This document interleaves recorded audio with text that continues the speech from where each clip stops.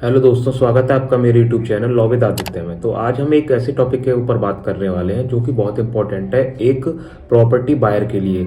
जो कोई व्यक्ति प्रॉपर्टी खरीदने जाता है, इन चीज़ों को उसको ध्यान में रख के चलनी चाहिए, वरना वो आगे जाके बहुत ही परेशानियों में पड़ सकता है। अक्सर लोग रजिस्ट्री करा लेते हैं बिना किसी पटवारी की रिपोर्ट लिए, उसके बाद वो कोर्ट के ही चक्कर लगाते रहते हैं, क्योंकि या तो प्रॉपर्टी पे कोई डिस्प्यूट होता है या कैसा भी लोन होता है कि रजिस्ट्री से पहले पटवारी की रिपोर्ट लेना जरूरी है। पटवारी एक रेवेन्यू ऑफिसर होता है जो किसी एरिया की प्रॉपर्टी का पूरा रिकॉर्ड रखता है, जैसे खसरा नंबर हो गया, खतौनी हो गई, या लैंड रिकॉर्ड हो गया, या जमाबंदी हो गई। ऐसी चीज़ों को पटवारी रिकॉर्ड रखता है, तो उसके पास पूरी सब चीज़ों का रिकॉर्ड होता है। या जब आप किसी प्लॉट या खेत का रजिस्ट्री कराते हो तो उससे पहले पटवारी से एक वेरिफिकेशन रिपोर्ट मांगी जाती है कि उसमें कोई खेत पर कोई या प्लॉट पर कोई विवाद तो नहीं है, कोई कैसा भी डिस्प्यूट तो नहीं है। डिस्प्यूट से बचने के लिए मैं आपके लिए वीडियो लेकर आया हूँ। इस वीडियो के माध्यम से आपको कुछ ऐसी चीज़ों को पता चलेगा जो आपको प्रॉपर्टी लेते टाइम आपको ध्यान में रखनी है। सबसे पहले हम बात करते हैं पटवारी की रिपोर्ट आखिर होती क्या है। अब सवाल ये आता है कि पटवारी की रिपोर्ट लेना जरूरी क्यों है,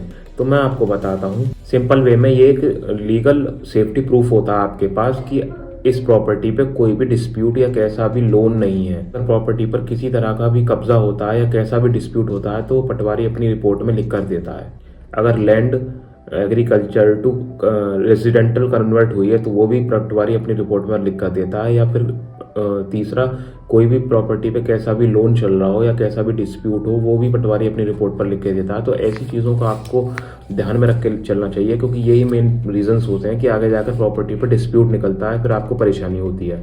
फिर बहुत लोग पूछते हैं कि अगर पटवारी की रिपोर्ट में कुछ कैसा भी डिस्प्यूट आता है तो क्या करें। तो क्या करना है कि उस प्रॉपर्टी पे कुछ कैसा भी डिस्प्यूट है, मानो उस पर केस चल रहा है, तो उसका केस का स्टेटस और केस नंबर आपको उसको मालूम करना है। उसका केस स्टेटस देखना कि आपकी जो प्रॉपर्टी आप जिसको खरीद रहे थे उसकी जो प्रॉपर्टी पे डिस्प्यूट आया है वो किस स्टेज पर है और क्या चल रहा है। जब तक उस प्रॉपर्टी पे डिस्प्यूट खत्म नहीं होता तब तक रजिस्ट्री कराना लॉ के खिलाफ हो सकता है, तो इससे बचिए। एंड उसके बाद हम बात करते हैं कि पटवारी की रिपोर्ट चेक कहाँ पर करें।